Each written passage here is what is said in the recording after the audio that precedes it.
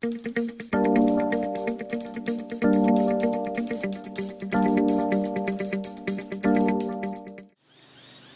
I'm Dr Renee from The Natural Vets. If you've had a look at our website or been into our clinic, you will know that we advocate for raw, real food for dogs and cats. We don't stock any dry kibble, and there are many reasons for that.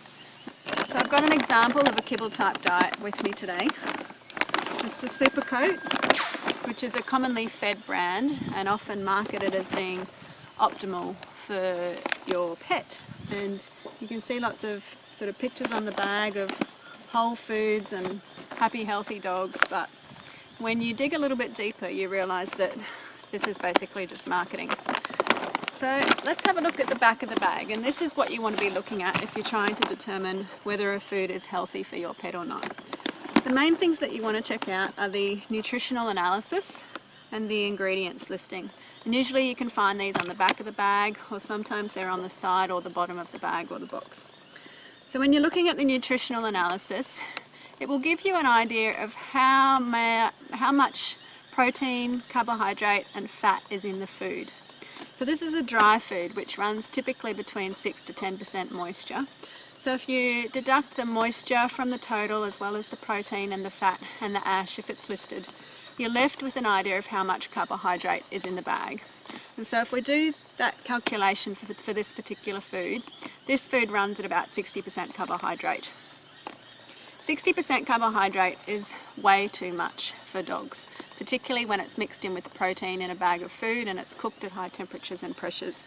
It puts a big load on their digestive tract and it ends up causing disease over time.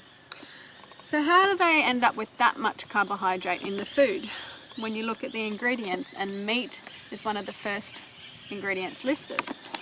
Well, let's have a look at that now.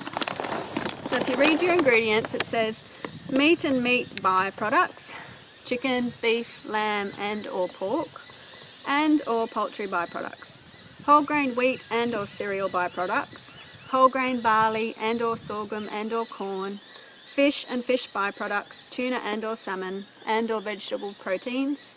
Number of minerals are listed, some beet pulp, a number of vitamins, some garlic and rosemary plant extract, and they've even managed to slip the word natural in there because rosemary plant extract is listed as a natural antioxidant.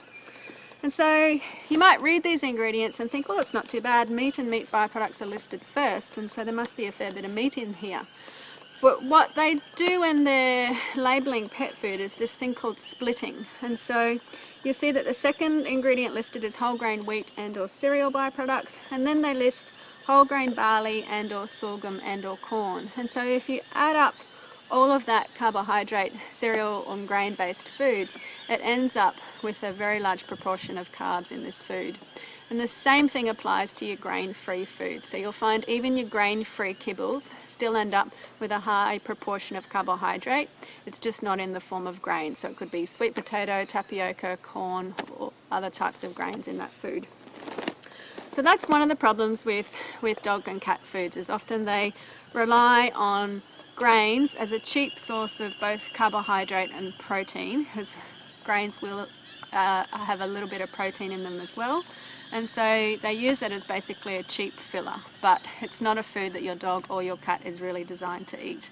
And so they get away with that with your labelling, making you think that meat is the primary ingredient, but by splitting up the carbohydrates into number 2 and number 3, when you add those up, you've got a lot more carbohydrate than what you thought you did. But it's shelf stable for months and it's supposed to be a meat product, and just think about that for a second. If you left a steak out on your counter for months on end, I don't think you'd be wanting to feed it to your dog after that time. So there's a lot more going into that bag of pet food than what they're disclosing on the label. If you want to know any more about that, you can call the clinic, book in for a dietary consultation with one of our vets. You can also browse our website. There's lots of information on there about how to feed your pets a real raw diet. Any more information on that, just email the clinic, hello@thenaturalvets.com.au, and our nursing team will get back to you.